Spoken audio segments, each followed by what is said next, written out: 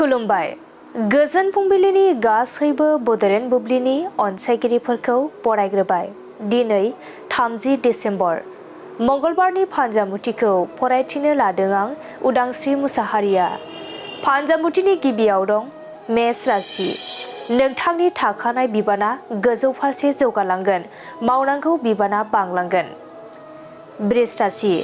सोरजोंबा गाज्रि मुंजों बांसावजानो हागौ, गोसोखौ जोबोरैनो दुखु मोनगोन। मिथुन राशि। आद्रा जानानै थानाय खामानिखौ मावफुंना लानो हागोन, गोसोखौ सान्थि मोनगोन। कर्क राशि। गोजाननि लोगोखौ लोगो मोननायनि आसा दं, रंजा खुसिजों साना बारलांगोन। सिंह राशि। समाजनि हाबा मावनो बिबान मोनगोन, ओरैनो थानो सम मोननाय नङा। कन्या राशि। नखराव दावराव दावसि सोमजिनो हागौ, गोजोन गैयै थासारि सोमजिगोन। तुला राशि। आखायाव रांखावरि फैगोन, मुलाम्फा गोनां सान जागोन। वृश्चिक राशि। गोरोबलायनायनि गेजेरजों सान बारहोनो हागोन, गोसोखौ जोबोरैनो मोजां मोनगोन।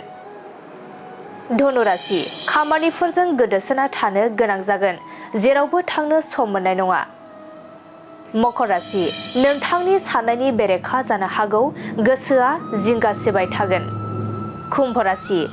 देहानि बेराम आजारफोरा जोबस्रांगोन, देहाखौ रेजें मोनगोन। मीन राशि। जानाय लोंनायाव सांग्रां जानांगोन, गिदिर बेरामाव गोग्लैनो हागौ। दिनै सानसेनि राशि फरायथिनायाबो एसेनोसै। आसा खालामो नोंथांनि दिनैनि साना मोजाङै मोजां थांगोन, बेखौ बड'लेण्ड बुब्लि नखरनिफ्राय मिजिंथिबाय। गोजोन्थों।